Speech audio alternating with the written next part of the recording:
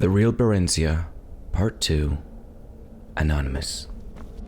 Barenziah and Straw settle into Riften for the winter, taking a cheap room in the slummier section of town. Barenziah wanted to join the Thieves Guild, knowing there would be trouble if she were caught freelancing. One day in a bar room, she caught the eye of a known member of the guild, a bold young Khajiit named Theris. She offered to bet him if he would sponsor her membership. He looked her over, grinning, and agreed, but said she'd still have to pass an initiation. What sort of initiation? Theris said, "Pay up first, sweetness." This passage has been censored by order of the temple. Straw was going to kill her, and maybe Theris too. What in Tamriel had possessed her to do such a thing? She cast an apprehensive look around. The room, but the other patrons had lost interest and gone back to their own business. She did not recognize any of them. This wasn't the inn where she and Straw were staying. With luck, it'd be a while or never before Straw found out.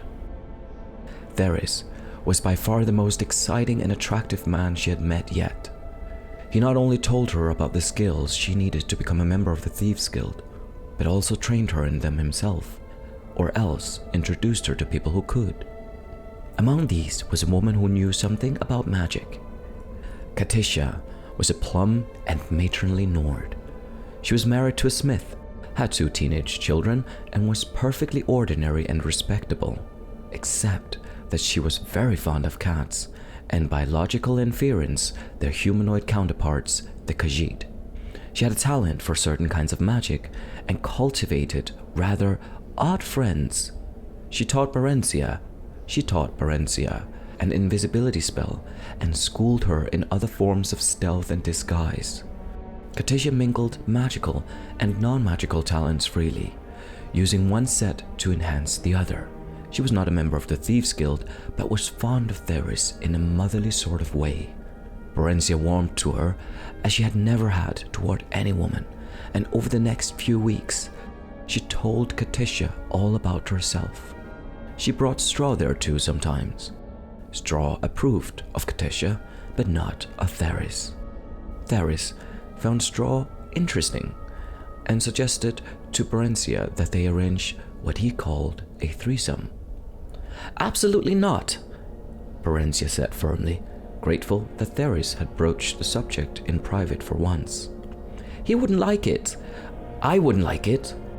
Theris smiled his charming triangular feline smile and sprawled lazily in his chair, stretching his limbs and curling his tail. "You might be surprised, both of you. Petting is so boring."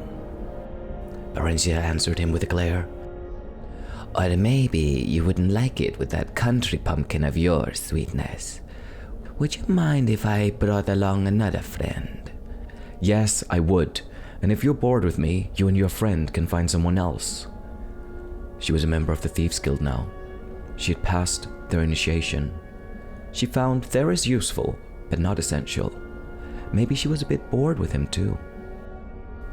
She talked to Katisha about her problems with men, or what she thought of as her problems with men.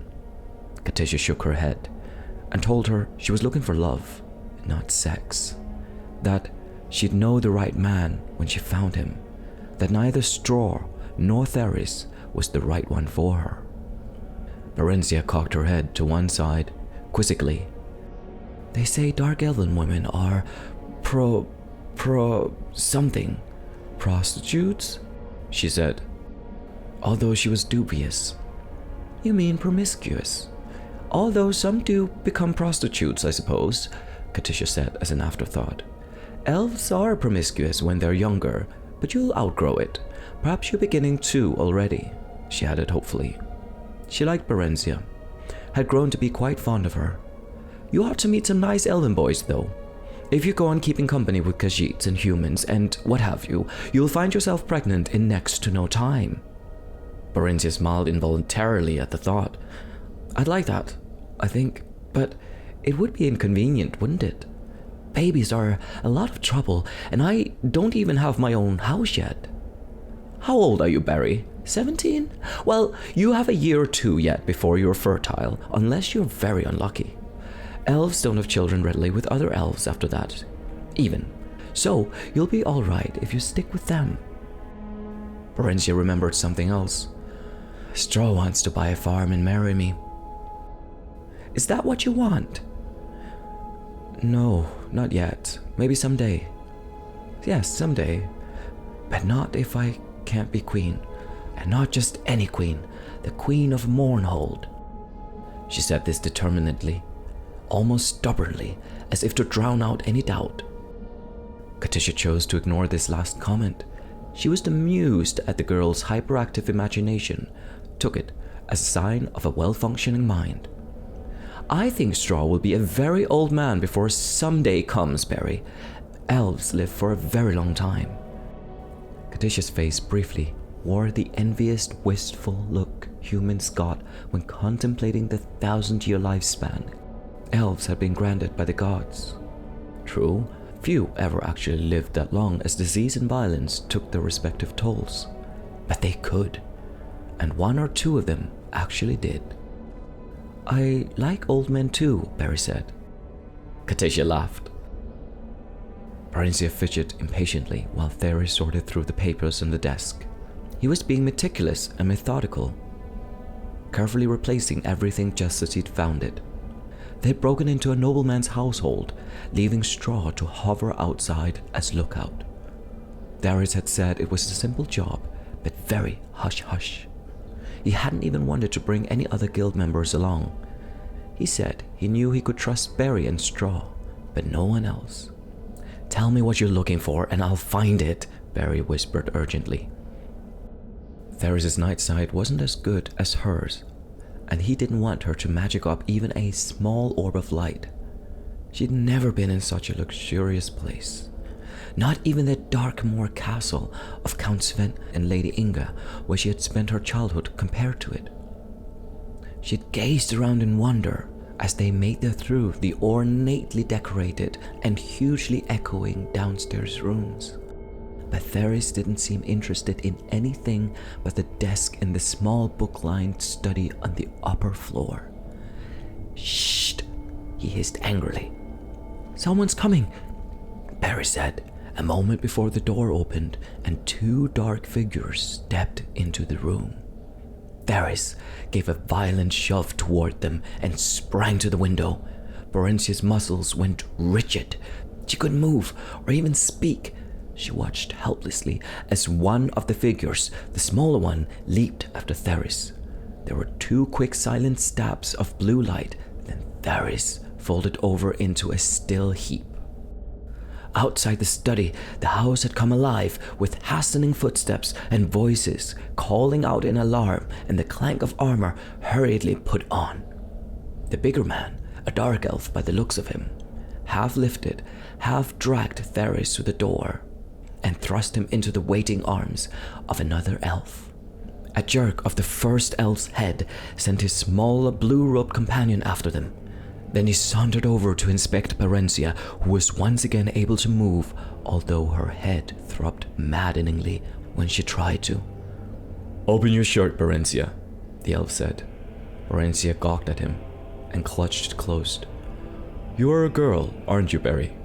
he said softly. "You should have stopped dressing as a boy months ago, you know. You were only drawing attention to yourself, and calling yourself Barry. Is your friend Straw too stupid to remember anything else?" "It's a common elven name," Barenziah defended. The man shook his head sadly. "Not among dark elves it isn't, my dear. But you wouldn't know much about dark elves, would you? I regret that, but it couldn't be helped. No matter. I shall try to remedy it." "Who are you?" Barenziah demanded. "Aye, so much for fame. The man shrugged, smiling wryly. "I'm Simicus, my lady Barenziah, General Simicus of His Awesome and Terrible Majesty Tiber Septim I's Imperial Army. And I must say, it's a merry chase you've led me throughout Tamriel. Or Part of it, anyway. Although I guessed correctly that you'd head for Morrowind eventually. You had a bit of luck. A body was found in Whiterun that was thought to be Straw's, so we stopped looking for the pair of you. That was careless of me, yet I had not thought you'd have stayed together this long. Where is he? Is he all right? She said, in genuine trepidation. Oh, he's fine. For now. In custody, of course. He turned away. You care for him, then? He said, and then suddenly stared at her with fierce curiosity. Out of red eyes that seemed strange to her, except in her own seldom-seen reflection. He's my friend, Barenziah said. The words came out in a tone that sounded dull and hopeless to her own ears. Simus, a general in the Imperial Army no less, said to have the friendship and ears of Tiber Septim himself. Aye, you seem to have several unsuitable friends, if you'll forgive my saying so, my lady. Stop calling me that. She was irritated at the general's seeming sarcasm, but he only smiled. As they talked, the bustle and flurry in the house died away, although she could still hear people, presumably the residents, whispering together not far off. The tall elf perched himself on a corner of the desk. He seemed quite relaxed and prepared to stay a while. Then it occurred to her. Several unsuitable friends, had he said? This man knew all about her, or seemed to know enough anyway. Which amounted to the same thing. What's going to happen to them? To me? Ah, as you know, this house belongs to the commander of the Imperial troops in this area, which means to say that it belongs to me. Barenziah gasped, and Simus looked up sharply. What? You didn't know? Why, you are rash, my lady, even for 17. You must always know what it is you do, or get yourself into. But the guild wouldn't have... Barenziah was trembling. The Thieves' Guild had never attempted a mission that crossed Imperial policy. No one dared to oppose Tiber Septim, at least no one she knew of. Someone at the guild had bungled badly, and now she was going to pay for it. I dare say it's unlikely that Theris had guild approval for this. In fact, I wonder... Simus examined the desk carefully, pulling out drawers. He selected one, placed it on top of the desk, and removed a false button. There was a folded sheet of parchment inside. It seemed to be a map of some sort. Barenziah edged closer. Simus held it away from her, laughing. Rash indeed. He glanced it over, then folded and replaced it. You advised me a moment ago to seek after knowledge. So I did. Suddenly he seemed to be in high good humor. We must be going, my dear lady. He shepherded her to the door, down the stairs and out into the night air. No one was about. Barenziah's eyes darted toward the shadows. She wondered if she could outrun him, or elude him somehow. You're not thinking of attempting to escape, are you? Aye. Don't you want to hear first what my plans for you are? She thought that he sounded a bit hurt. Now that you mention it. Yes. Perhaps you'd rather hear about your friends first. No. He looked gratified at this. It was evidently the answer he wanted, thought Barenziah, but it was also the truth. While she was concerned for her friends, especially Straw, she was far more concerned for herself. You will take your place as the rightful queen of Mournhold. Simus explained that this had been his and Tiber Septim's plan for her all along. That Mournhold, which had been under military rule for the dozen or so years since she had been away, was gradually to be returned to civilian government under the Empire's guidance, and of course as part of the Imperial province of Morrowind. But why was I sent to Dartmoor? Barenziah asked, hardly believing anything she'd just been told. For safekeeping, naturally. Why did you run away? Barenziah shrugged. I saw no reason to stay. I should have been told. You would have been by now. I had in fact sent for you to be removed to the Imperial City to spend some time as part of the Emperor's household. But of course you had, shall we say, absconded by then. As for your destiny, it should be, and should have been, quite obvious to you. Tiber Septim does not keep those he has no use for. And what else could you be that would be of use to him? I know nothing of him, nor for that matter of you. Then know this, Tiber Septim rewards friends and foes alike, according to their deserts. Barenziah chewed on that for a few moments. Straw has deserved well of me and has never done anyone any harm. He's not a member of the Thieves Guild. He came along to protect me. He earns our keep by running errands, and he... Simus waved her impatiently to silence. I know all about Straw, he said, and about Theris. He stared at her intently. So, what would you? She took a deep breath. If I am to be rich, then I would like for one to be given to him. Very well. He seemed astonished at this, and then pleased. Done. He shall have it. And Theris? He betrayed me, Barenziah said coldly. Theris should have told her what risks the job entailed.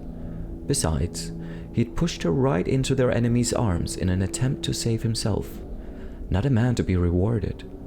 Not, in fact, a man to be trusted. Yes, and? Well, he should be made to suffer for it, shouldn't he? That seems reasonable. What form should said suffering take? Barenziah balled her hands into fists.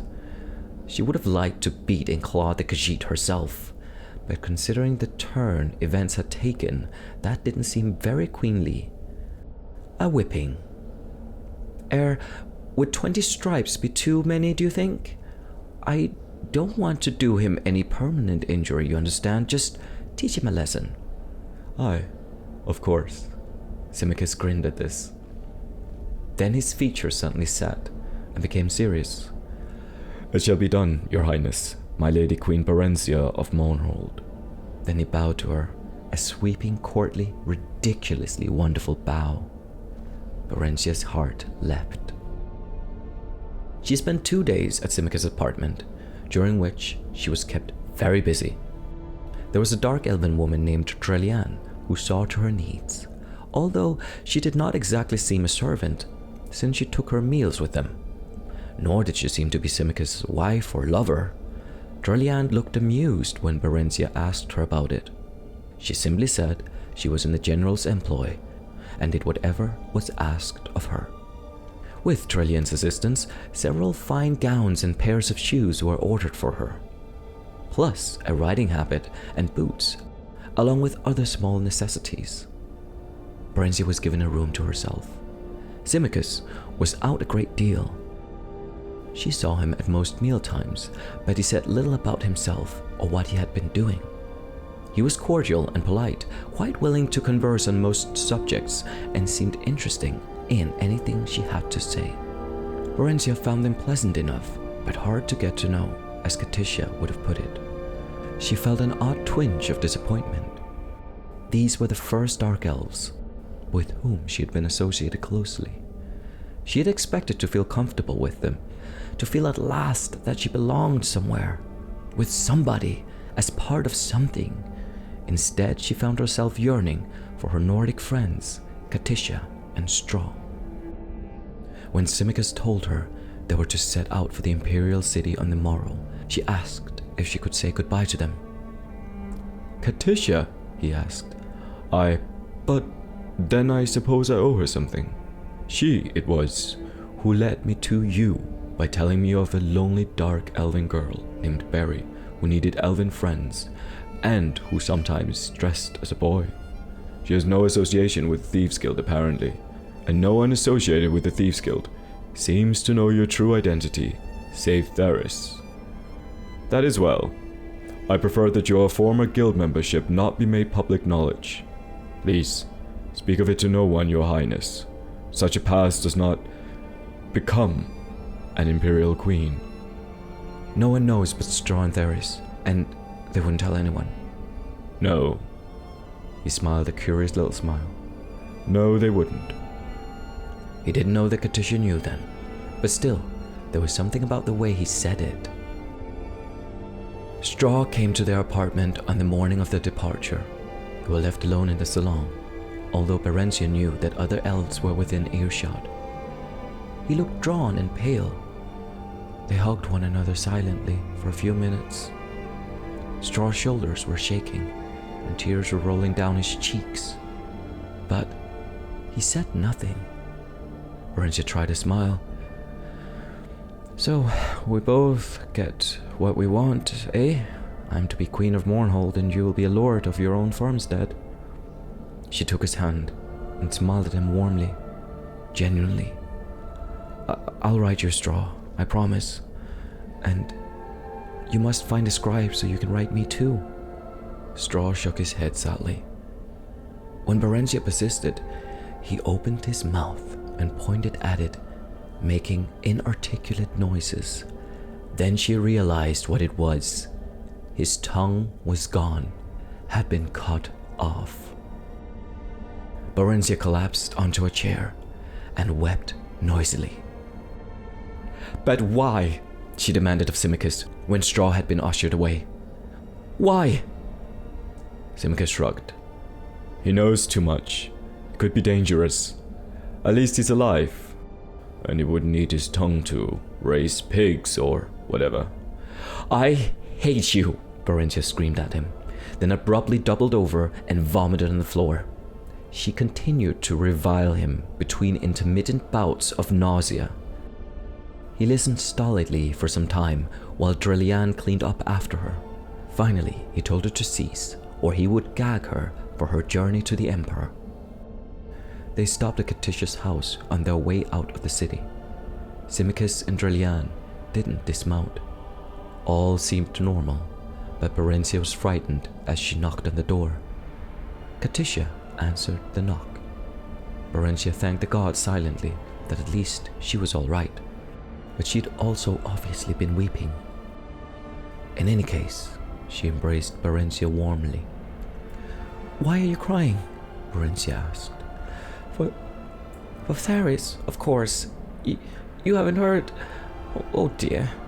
Poor Theris. He's dead. Barenziah felt icy fingers creeping round her heart. He was caught stealing from the commandant's house. Poor fellow, but that was so foolish of him. Barry, he was drawn and quartered this very dawn by the commandant's order. She started to sob. I went. He asked for me. It was terrible. He suffered so before he died. I will never forget it. I looked for you in Straw, but no one knew where you'd both gone to. She glanced behind Barenziah. That's the commandant, isn't it? Simus. Then Katisha did a strange thing. She stopped crying and grinned. You know, the moment I saw him, I thought, this is the one for Barenziah. Katisha took a fold of her apron and wiped it across her eyes. I told him about you, you know. Yes, Barenziah said. I know. She took Katisha's hands in each of hers and looked at her earnestly. Katisha, I love you. I'm going to miss you. Please don't ever tell anyone else about me. Ever. Swear you won't. Especially not to Simus. And look after Straw for me. Promise me that. Katisha promised, puzzled though willing. Barrett, it wasn't somehow because of me that Theris was caught, was it? I never said anything about Theris to him. She glanced over at the general. Barenziah assured her that it wasn't, that an informant had told the Imperial God of Theris' plans, which was probably a lie, but she could see that Katisha plainly needed some kind of comfort. Ah, I'm glad of that. If I can be glad of anything just now, I'd hate to think, but how could I have known? She leaned over and whispered in Barenziah's ear. Simus is very handsome, wouldn't you think? And so charming. I wouldn't know about that, Barenziah said dryly. I haven't really thought about it. There have been other things to think about. She explained hurriedly about being Queen of Mournhold and going to live in the Imperial City for a while. He was looking for me, that's all, on orders of the Emperor. I was the object of a quest, nothing more than some sort of a goal. I don't think he thinks of me as a woman at all.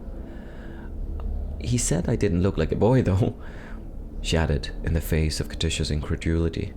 Katisha knew that Barenziah evaluated every male she met in terms of sexual desirability and availability.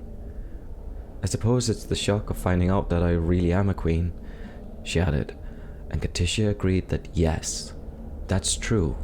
That must have been something of a shock, although one there was no likelihood of her experiencing firsthand. She smiled. Barenziah smiled with her. Then they hugged again, tearfully, for the last time. She never saw Katisha again, or Straw. The royal party left Riften by the great southern gate. Once through, Simus tapped her shoulder and pointed back at the portals. I thought you might want to say goodbye to Theris too, Your Highness, he said. Barenziah stared briefly, but steadily at the head impaled on a spike above the gate. The birds had been added, but the face was still recognizable. I don't think he'll hear me, although I'm quite sure he'll be pleased to know I'm fine, she said, seeming to sound light. Let's be on our way, General, shall we? Simus was clearly disappointed by her lack of reaction. Aye. You heard of this from your friend Katisha, I suppose? You suppose correctly. She attended the execution, Barenziah said casually. If he didn't know already, he'd find out soon enough, she was sure of that. Did she know Theris belonged to the guild? She shrugged. Everyone knew that. It's only lower-ranking members like me who are supposed to keep their membership secret. The ones higher up are well known. She turned to smile archly at him. But you must know all that, shouldn't you, General? She said sweetly. He seemed unaffected by this. So you told her who you were and hence you came, but not about the guild? The guild membership was not my secret to tell. The other was. There's a difference. Besides, Katisha is a very honest woman. Had I told her, it would have lessened me in her eyes. She was always after Theris to take up a more honest line of work. I value her good opinion. She afforded him a glacial stare. Not that it's any concern of yours, but do you know what else? She thought. She also thought I'd be happier if I settled down with just one man. One of my own race. One of my own race with all the right qualities. One of my own race with all the right qualities who knows to say all the right things. You, in fact. She grabbed the reins, preparatory to assuming a brisker pace, but not without sinking one final irresistible barb. Isn't it odd how wishes come true sometimes? But not in the way you want them to. Or maybe should I say, not in the way you would ever want them to. His answer so took her by surprise that she quite forgot about cantering off. Yes, very odd, he replied, and his tone matched his words exactly. Then he excused himself and fell behind. She held her head high and urged her mount onward, trying to look unimpressed. Now what was it about his response that bothered her? Not what he said. No, that wasn't it. But something about the way he said it. Something about it made her think that she, Barenziah, was one of his wishes that had come true. Unlikely as this seemed, she gave it due deliberation. He had found her at last, after months of searching, it seemed, under pressure from the Emperor, no doubt. So his wish had come true. Yes, that must be it. But in a way, apparently not altogether to his liking.